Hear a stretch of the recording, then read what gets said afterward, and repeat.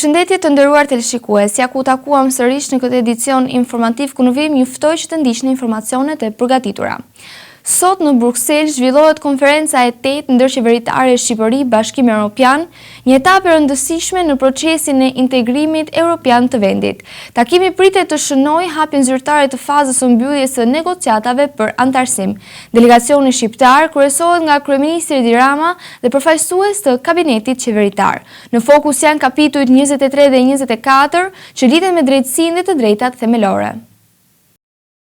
Në Bruksel zhvillohet sot konferenca e 8 ndërqeveritare mes Shqipërisë dhe Bashkimit Evropian, një moment i konsideruar kyç në ecorinë e procesit të integrimit evropian të vendit. Delegacioni shqiptar udhëhiqet nga kryeministri Edi Rama dhe përbëhet nga ministra të kabinetit qeveritar si dhe përfaqësues të institucioneve të përfshira në negociatat me Bashkimin Evropian. Sipas agjendës zyrtare, mbërritja e delegacionit shqiptar në selinë e Këshillit të Bashkimit Evropian është parashikuar rreth orës 18:50, ku fillimisht do të zhvillohet fotografia familjare me përfaqësuesit evropian. Rreth orës 19 pritet të nisë zyrtarisht konferenca ndërqeveritare, e cila do të zgjasë deri në orën 20:15. Rreth orës 19 pritet të nisë zyrtarisht konferenca ndërqeveritare, e cila do të zgjasë deri rreth orës 20:15, kur është planifikuar edhe konferenca për shtyp, ku priten deklarime mbi rezultatin e takimit. Ky raund i negociatave vjen pas miratimit nga Koreper, komuniteti përfaqësuesve të përhershëm të vendeve anëtare të BE-s, i raportit i BAR, i cili konsiderohet një hap i rëndësishëm teknik në proces. Ky dokument konfirmon përmbushjen e kushteve të ndërmjetme të grup kapitullit themeloret, që përbën bazën e negociatave të antarësimit. Në qendër të diskutimeve mbeten në dy nga kapitujt më të ndjeshëm të procesit, kapitulli 23, që lidhet me gjyqësorin dhe të drejtat themelore, dhe kapitulli 24, që përfshin drejtësinë, lirinë dhe sigurinë. Këto fusha konsiderohen vendimtare për vlerësimin e progresit të Shqipërisë në rrugën drejt BE-s. Përparimi në këto kapituj lidhet drejt për drejt me reformën e drejtësi, luftën kundër korrupsionit dhe krimit të organizuar, si dhe garantimin e standardeve të drejtave të njerëzit. Hapja e fazës përmbylljes së negociatave vlerësohet si sinjal pozitiv për ecurinë e Shqipërisë në procesin e integrimit dhe një vlerësim për reformat e ndërmarra deri më tani.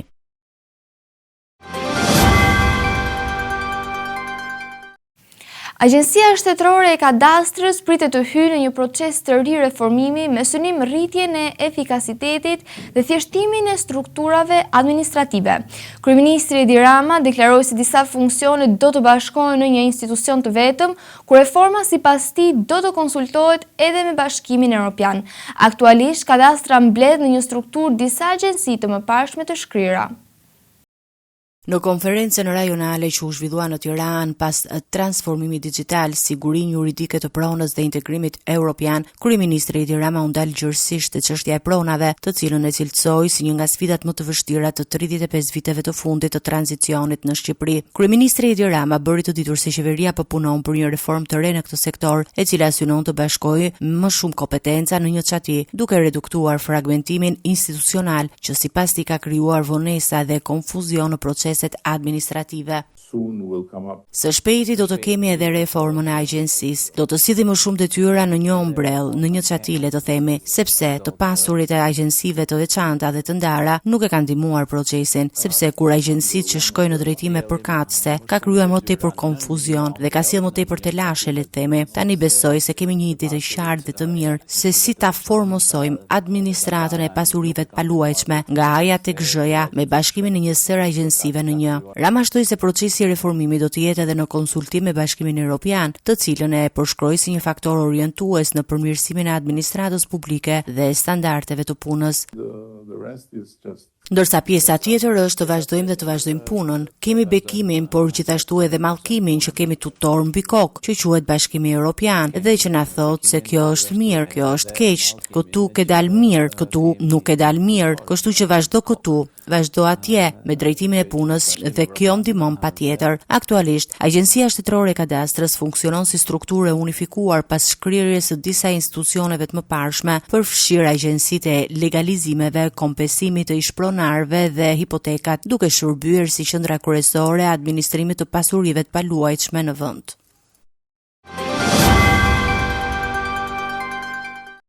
Presidenti i Shqipërisë Bajram Begaj është pritur në një audiencë të veçantë në Vatikan nga Papa Leoni XIV. Gjatë takimit në Apostolik u diskutuan marrëdhëniet e mira mes Shqipërisë dhe Selisë së Shenjtë. Vëmendje e veçantë ju kushtua procesit të integrimit evropian dhe rolit të Shqipërisë në stabilitetin rajonal. U trajtua gjithashtu edhe historia e persekutimit fetar gjatë komunizmit. Presidenti i Republikës së Shqipërisë Bajram Begaj ka zhvilluar një vizitë zyrtare në Vatikan, ku është pritur në një audiencë të veçantë nga Papa Leoni i 16 në Pallatin Apostolik. Takimi mes dy personaliteteve është zhvilluar në një atmosferë të përzemër dhe me fokus të marrëdhënieve tradicionale mes Shqipërisë dhe Selisë së Shenjtë. Gjatë bisedës, palët kanë diskutuar mbi bashkëpunimin dypalësh, procesin e integrimit të Shqipërisë në Bashkimin Evropian dhe kontributin e vendit për paqe dhe stabilitet në rajonin e Ballkanit Perëndimor. Një vend të rëndësishëm në diskutim i është kushtuar edhe çështjeve të besimit fetar dhe historisë së Shqipërisë gjatë periudhës së komunizmit. Shqipëria ka vuajtur në mënyrë të tmerrshme nga ndalimi i besimit gjatë regjimit komunist në atë periudhë, por edhe në shekujt më të hershëm, shqiptarët e kanë ruajtur me shpirt besimin në Zot dhe e kanë ushtruar atë duke rezistuar me qëndresë deri në martirizim. Gjatë vizitës, presidenti shqiptar i ka përsëritur atit të shenjtë ftesën për një vizitë në Shqipëri, duke e cilësuar atë si një moment me rëndësi të veçantë për vendin dhe marrëdhëniet shpirtërore e institucionale mes dy palëve. Në vijim të agjendës në Vatikan, Begaj ka zhvilluar dhe një takim me sekretarin e shtetit të Selisë së Shenjtë, kardinalin Pietro Parolin. Gjatë këtij takimi janë diskutuar çështje që lidhen me rajonin dhe Ballkanin Perëndimor, procesin e integrimit evropian të Shqipërisë dhe rëndësinë e dialogut për zgjidhjen e çështjeve të hapura në rajon. Gjithashtu në bisedë shprekur dhe çështja e Kosovës dhe nevoja për bashkëpunim rajonal, duke theksuar se integrimi i vendeve të Ballkanit në Bashkimin Evropian mbetet një objektiv kyç për stabilitetin afatgjatë të rajonit. Ish deputeti Ervin Saliani ka reaguar ashpër ndaj referendumit të së shtunës në Partinë Demokratike, i cili rikonfirmoi se Sali Berisha është në krye të saj. Ai e ka quajtur procesin të manipuluar dhe pa legjitimitet real. Saliani thotë se pjesëmarrja është shumë më e ulët se shifrat e publikuara dhe se Berisha nuk gëzon më mbështetje të gjerë brenda partisë. Ish deputeti i Partisë Demokratike Ervin Saliani ka reaguar pas referendumit të brendshëm të së shtunës në Partinë Demokratike, proces që rikonfirmoi Sali Berishën në krye të forcës politike. Saliani ka cilësuar votimin si një farzë, duke pretenduar se shifrat e pjesëmarrjes janë të manipuluara dhe se nuk pasqyrojnë realitetin e mbështetjes brenda strukturave të partisë. Sipas tij, numri i anëtarëve që kanë marrë pjesë është dukshëm më i ulët nga ajo që është deklaruar publikisht. Do ta faktoj që ishte një farsë ku nuk kaluan më shumë se sa 5.000 antar, numri i antarëve që u paraqitën nëpër qendrat e votimit në degët e Partisë Demokratike, duke e braktisur totalisht Sali Berishën në farsën e vet për të uzurpuar Partinë Demokratike. Shifrat e dhëna zyrtarisht, 37.000, mund të kishin bërë edhe 370.000, 370 milion, se në dorë kishin, janë shifra të egzageruara, të pavërteta. Në vijim të qëndrimeve të tij, Saliani ka bërë të ditur se do të vijojë takimet me demokratët në qytete të ndryshme të Shqipërisë me qëllim sipas tij riorganizimin e mbështetjes brenda bazës së partisë. Dhe do të jem gjithkohë në kuvend me demokratët. Do të jem me qytetarët e Tiranës, me demokratët e Tiranës, ditën e premte. Sapo të gjejmë vendin e dur, sepse siç e thash, shërbimet qeveritare, se kështu quhet edhe drejtoria, e kanë me merak se mos i prishet Terezia doktorit për ditën e diel. Duke mos i kursyer akuzat ndaj Berishës, ish deputeti thotë se tashmë nuk ka vend për negociata mes demokratëve, por vetëm për një garë të drejtë elektorale brenda partisë. Unë kam vetëm një mundësi që do ta çoj deri në fund, çmontimin e regjimit Rama Berisha, duke nis nga segmenti që duhet ishte me epërsi morale.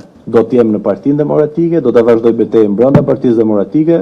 Ata më kanë përjashtuar, ai do të më thënë se. Ai thotë që e kam unë pronë, unë e kam përjashtuar, atë përjashtuar është. Po çfarë të bëjmë? Të bëj pazar edhe unë. Ka vetëm një gjuhë, të drejtohemi demokratëve, të bëjmë një proces zgjedhor të drejtë, të konkurrojmë me ide, platforma, me mbështetje dhe ta bëjmë Partinë Demokratike fituese. Çfarë të them unë? Të them jepni mua ca nga ato lejet, ju dhe unë pazar si të tjerët. Jo, nuk kam për të bërë këtë. Pra, sa të jem, po themi, dhe sa të kem mundësi që të jem në jetën publike dhe politike, do t'i qëndroj parimeve dhe standardeve. Dhe po ja u them, nuk kam asnjë negociat përveç se standardit demokratik dhe procesit politik të zgjidhjes me garë dhe me votë. Ai ka njoftuar gjithashtu si është drejtuar me një letër partive popullore europiane, ku ka denoncuar përjashtimin e tij nga proceset e brendshme zgjedhore në PD. Sipas Salianit, deri tani nuk ka marrë përgjigje zyrtare, por ai pretendon se nga komunikimet jo formale ndërkombëtare kanë shprehur shqetësim për gjendjen e demokracisë së brendshme në parti. Deklaratat e tij vijnë në një moment tensionesh të vazhdueshme brenda Partisë Demokratike, ku debatet për legitimitetin e drejtimit dhe proceset e brendshme zgjedhore vijojnë të thedhohen.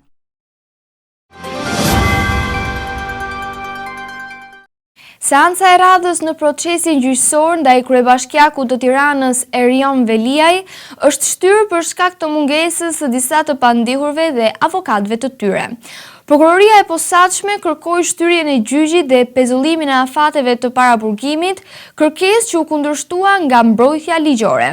Gjykata vendosi të pranojë kërkesat e SPAK pavarësisht kundërshtimeve të avokatit të Veliajt. Çështja e interpretimit të afateve të paraburgimit është dërguar edhe në gjykatën kushtetuese. Seanca gjyqësore në themel ndaj kryebashkiakut të Tiranës Erion Veliaj është shtyrë sërish këtë herë për shkak të mungesës së 4 pandehurve ose përfaqësuesve të tyre ligjor në sallën e gjyqit. Në këto rrethana, prokuroria e posaçme kërkoi gjykatës shtyrjen e seancës, si dhe pezullimin e afateve të paraburgimit për Veliajin. Kërkesa e tyre u kundërshtua nga avokati i tij Plaren Dreca, i cili argumentoi se një masë e tillë është antikushtetuese në rast se shtyrja e seancës nuk vjen si pasojë e veprimeve të pandehurit. Megjithatë, gjykata vendosi të pranojë të dy kërkesat e SPAK-ut, duke rrëzuar pretendimet e mbrojtjes dhe duke i vijuar me pezullimin e afateve të paraburgimit për të pandehurit. Ky vendim pritet të ketë ndikim në ecurinë e mëtejshme të procesit gjyqësor. Pas seancës, avokati Dreca deklaroi për mediat se as klienti i tij dhe as mbrojtja nuk kanë pasur akses të plot në të gjithë provat e paraqitura nga prokuroria e posaçme, duke ngritur shqetësime për transparencën e procesit. Duhet të jemi rezervuar për shkak të faktit se nuk e kam arsyetimin dhe nëse unë bëj deklarata nxitura pa pasur arsyetimin, mendoj që nuk i shërben çështjes. Ndërkohë, çështja e interpretimit ligjor të pezullimit të afateve të paraburgimit është bërë objekt shqyrtimi edhe në nivel më të lartë gjyqësor. Apeli i posaçëm ka kërkuar interpretim nga gjykata kushtetuese, duke pretenduar se disa dispozita të kodit të procedurës penale mund të bien ndesh me Konventën Evropiane për të Drejtat e Njerëzit, duke hapur një debat të gjerë juridik mbi këtë praktikë. Policia e Elbasanit i ka komunikuar masën arrest me burg producentit dhe regjizorit Petri Bozo pas aksidentit të rënd ku humbi jetën një fëmijë 7 vjeçar në fshatin Mengël. Hetimet po vijojnë mbi rrethanat e ngjarjes dhe shpejtësinë e automjetit në momentin e përplasjes. Bozo pretendon se nuk ka qenë me shpejtësi të lartë, ndërsa dëshmitarët dhe kamerat e sigurisë sugjerojnë të kundërtën. Policia e Elbasanit ka arrestuar dhe i ka komunikuar masën e sigurisë arrest me burg producentit Petri Bozo pas aksidentit tragjik të ndodhur në fshatin Mengël, ku një 7 vjeçar humbi jetën si pasojë e përplasjes me automjet. Sipas hetimeve paraprake, ngjarja ka ndodhur në mëngjesin e së hënës, rreth orës 8 në aksin rrugor Elbasan Librazh. Automjeti i drejtuar nga Bozo ka goditur të miturin, i cili nuk ka mundur të mbjetoj plakëve të marra. Gjatë marrjes në pyetje, Bozo ka deklaruar se nuk ka qenë duke lëvizur me shpejtësi të lartë, duke pretenduar se në momentin e aksidentit ka qenë rreth 25 km/h. Megjithatë, dëshmitarët okular dhe pamjet e kamerave të sigurisë të administruara nga grupi hetimor ngrenë dyshime se automjeti mund të ketë qenë me shpejtësi më të madhe nga ajo e deklaruar. Sipas dëshmive të qytetarëve, drejtuesi i automjetit pas aksidentit ka mohuar përgjegjësi në vendngjarje, duke pretenduar se ndodhej në një segment rrugor nacional dhe se nuk ka shkelur rregullat e qarkullimit. Ngjarja ka shkaktuar reagim të fortë në komunitetin lokal, ku banorët kanë ngritur shqetësime të përsëritura për sigurinë në këtë segment rrugor. Ata kërkojnë prej kohësh masa konkrete përfshirë ndërtimin e një mbikalimi për komsorët, pasi rruga ndan zonën e banuar në 2 pjesë dhe paraqet rrezik të vazhdueshëm për kalimtarët, veçanërisht fëmijët. Hetimet për zbardhjen e plotë të rrethanave të aksidentit vijojnë, ndërsa pritet edhe ekspertiza teknike mbi shpejtësinë dhe dinamikën e përplasjes.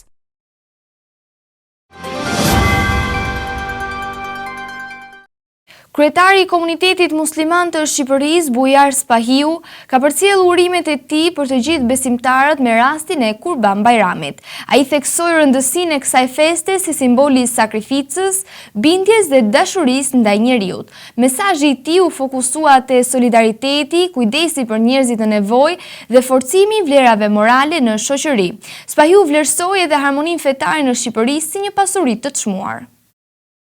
Me rastin e festës së Kurban Bajramit, kryetari i komunitetit musliman të Shqipërisë, Bujar Spahia, ka përcjellë një mesazh urimi për të gjithë besimtarët, duke vënë theksin te paqja, solidariteti dhe bashkëtesa fetare. Në deklaratën e tij, Spahiu e cilësoi Kurban Bajramin si një nga festat më të rëndësishme të besimit islam, që simbolizon sakrificën, bindjen ndaj Zotit dhe dashurinë ndaj njerëzit. Ai solli në vëmendje shembullin e profetit Ibrahim, duke theksuar vlerat e besimit, durimit dhe përkushtimit ndaj krijuesit. Kurban Bajrami është një ndër festat më të rëndësishme të besimit islam.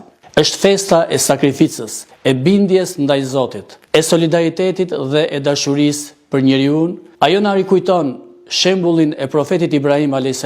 paqja e Zotit qoftë mbi të, i cili me devotshmëri të plotë tregoi besim, durim dhe përkushtim ndaj krijuesit. Ky mesazh mbetet edhe sot një thirrje e fuqishme për të forcuar moralin, përgjegjësinë dhe humanizmin në jetën tonë të përditshme. A i theksoi se mesazhi i kësaj feste mbetet një thirrje e fortë për forcimin e moralit dhe humanizmit në jetën e përditshme, duke u bërë apel qytetarëve që të jenë më pranë familjeve të moshuarve, jetimëve dhe personave në nevojë. Feja jonë ndërtohet mbi paqen, respektin dhe vlerat njerëzore universale. Festa të tilla na kujtojnë se besimi duhet të jetë gjithmonë një burim paqeje, qytetarie dhe shërbimi ndaj të mirës së përbashkët. Në këtë ditë të shenjtë, lutim Zotin e gjithësisë që të pranojë adhurimet, lutjet dhe kurbanet e besimtarëve, të sjellë paqe në zemrat tona, begati në familjet dhe mëshirë për mbar njerëzimin. Uroj që kjo festë të sjellë gëzim në çdo vatër shqiptare, shëndet për familjet tuaja dhe mirësi për të gjithë shoqërinë tonë. Gëzuar Kurban Bajramin. Në mesazhin e tij, Spahiu nënvizoi gjithashtu rëndësinë e solidaritetit në një kohë sfidash globale dhe konfliktesh, duke theksuar se ndarja dhe kujdesi për tjetrin janë thelbi i kurbanit. Në përfundim, kreu i komunitetit musliman i Shqipërisë vlerësoi harmoninë fetare në vend, duke e cilësuar atë si një pasuri të çmuar që duhet ruajtur dhe forcuar në mënyrë të vazhdueshme. Besimtarët musliman nga e gjithë bota janë mbledhur në malin Arafat pranë Mekës në një moment më të rëndësishëm të pelegrinazhit të haxhit. Temperaturat kanë arritur deri pranë 40 deri 44 gradë Celsius, duke vënë në vështirësi pjesëmarrësit. Më shumë se 1.5 milion pelegrin marrin pjesë në ritualet e këtij viti. Autoritetet saudite kanë shtuar masa për mbrojtjen nga nxehti ekstrem.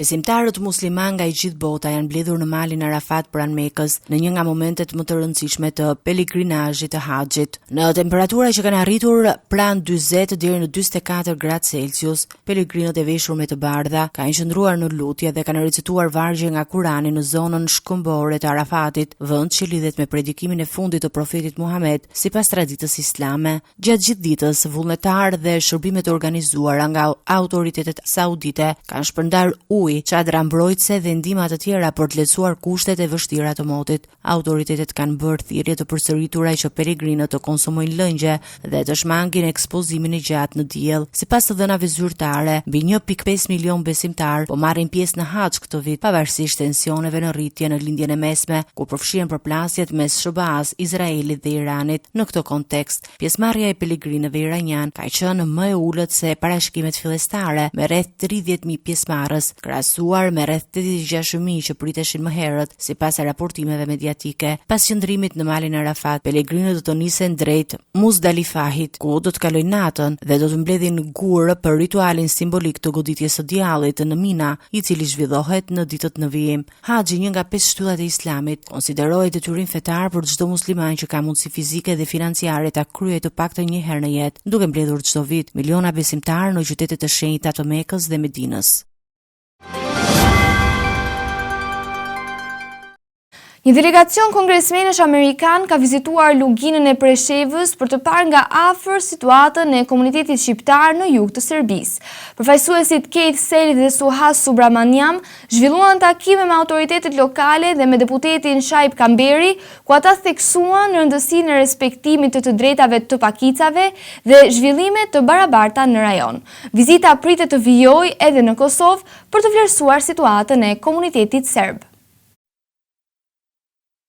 Një delegacion kongresmenësh amerikan po zhvilloi një vizitë në Luginën e Preshevës, ku ka zhvilluar takime me përfaqësues të komunitetit shqiptar dhe autoritete lokale, me qëllim një jenë më të afërt të situatës dhe sfidave me të cilat përballet kjo zonë. Në delegacion vojnë pjesë kongresmenët Keith Selv dhe Suhas Subramanyam, të cilët kanë zhvilluar bisedime dhe me deputetin shqiptar në Kuvendin e Serbisë, Shaib Kamberi. Gjatë takimeve ata kanë marrë informacione të drejtpërdrejta mbi problemet e komunitetit shqiptar në jug të Serbisë, përfshirë çështjet e përfaqësimit institucional dhe zhvillimit ekonomik. Sipas deklarimeve të kongresmenit Suhas, ndër shqetësimet kryesore të ngritura janë pabarazitë në sistemin arsimor, mungesa e investimeve dhe çështja e pasivizmit të adresave, e cila pas përfaqësuesve shqiptar ka ndikuar në uljen e artificiale të numrit të banorëve shqiptar në regjistrat zyrtar. Ai ka theksuar se këto çështje duhet të adresohen seriozisht nga Serbia nëse synon për parim në procesin e integrimit evropian. Delegacioni amerikan ka nënvizuar gjithashtu rëndësinë e stabilitetit rajonal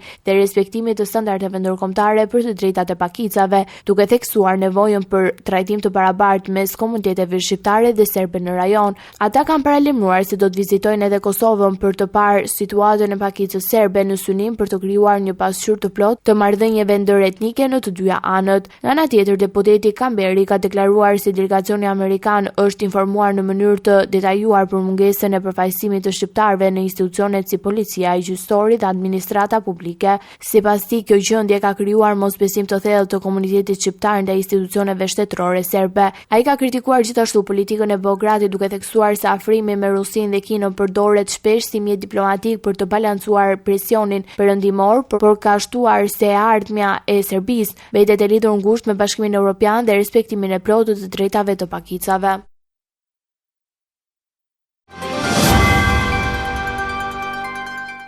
Të nderuar teleshikues, në vijim ju ftoj që të ndiqni parashikimin e motit për ditën e nesërme. Territori shqiptar për datën 27 maj 2026 do të karakterizohet nga kushte atmosferike relativisht të qëndrueshme me dominim të kthjellimeve dhe intervale të gjata me diell, ndërsa në disa zona malore priten vranësira kalimtare dhe rreshje të dobta lokale. Paraditja do të jetë kryesisht me diell në pjesën më të madhe të vendit, ndërsa në zona të izoluara do të ketë vranësira të lehta. Pasditja vijon me motë të ngrohtë dhe mundësi për rreshje të dobta në zonat lindore dhe juglindore. Temperatura minimale pritet të zbresë deri në 11 gradë Celsius, ndërsa ajo maksimale do të arrijë deri në 32 gradë Celsius. Gjatë ditës priten rreth 9 deri në 11 orë me diell. Era do të fryjë lehtë deri mesatare, nga drejtimi veriperëndimor me shpejtësi 2 deri në 5 metra për sekond. Deti do të ketë dallgëzim të ulët rreth 1 deri në 2 ballë. Indeksi ultraviolet për Tiranën pritet të jetë i lartë rreth 7. Sipas të dhënave astronomike, lindja e diellit në Tiranë do të jetë rreth orës 5:12 minuta, ndërsa perëndimi rreth orës 22 minuta. Temperaturat minimale dhe maksimale për disa qytete kryesore të Shqipërisë do të jenë si më poshtë. Shkodër 17 deri në 31 gradë Celsius. Kukës 14 deri në 29 gradë Celsius. Peshkopi 13 deri në 28 gradë Celsius. Tiranë 16 deri në 29 gradë Celsius. Durrës 18 deri në 28 gradë Celsius. Kavaj 17 deri në 28 gradë Celsius. Elbasan 15 deri në 31 gradë Celsius. Berat 18 deri në 32 gradë Celsius. Korç 11 deri në 26 gradë Celsius. Vlorë 19 deri në 29 gradë Celsius. Gjirokastër 15 deri në 30 gradë Celsius. Sarand 18 deri në 29 gradë Celsius. Territori i Kosovës për datën 27 maj 2026 do të karakterizohet nga mot relativisht i qëndrueshëm me alternime mes kthjellimeve dhe vranësirave kalimtare. Paraditja do të ketë intervale me diell në pjesën më të madhe të territorit, ndërsa pasditja mund të sjellë reshje të dobta dhe afatshkurtra në disa zona malore. Temperatura minimale pritet të zbresë deri në 9 gradë Celsius, ndërsa ajo maksimale do të arrijë deri në 28 gradë Celsius. Era do të fryejë lehtë nga drejtimi veriperëndimor me shpejtësi 2 deri në 4 metra për sekond. Indeksi ultraviolet për Prishtinën pritet të jetë mesatar deri lart rreth 6. Sipas të dhënave astronomike, lindja e diellit në Prishtinë do të jetë rreth orës 5:02 minuta, ndërsa perëndimi rreth orës 19:59 minuta. Temperaturat minimale dhe maksimale për disa qytete kryesore të Kosovës do të jenë si më poshtë: Mitrovic, 11 deri në 27 gradë Celsius. Podujev, 9 deri në 26 gradë Celsius. Skënderaj, 10 deri në 27 gradë Celsius. Pej, 12 deri në 28 gradë Celsius. Prishtinë, 10 deri në 27 gradë Celsius. Gjakov, 13 deri në 28 gradë Celsius. Malishev, 12 deri në 28 gradë Celsius. Gjilan, 10 deri në 27 gradë Celsius. Ferizaj, 10 deri në 27 gradë Celsius. Kaçanik, 9 deri në 26 gradë Celsius. Suharek, 12 deri në 28 gradë Celsius. Prizren, 11 deri në 28 gradë Celsius. Të nderuar teleshikues, kjo ishte gjithçka që kishim përgatitur për ju në këtë edicion informativ. Së bashku do të rishimin edicionet e ardhshme. Deri atëherë, miru takofshim.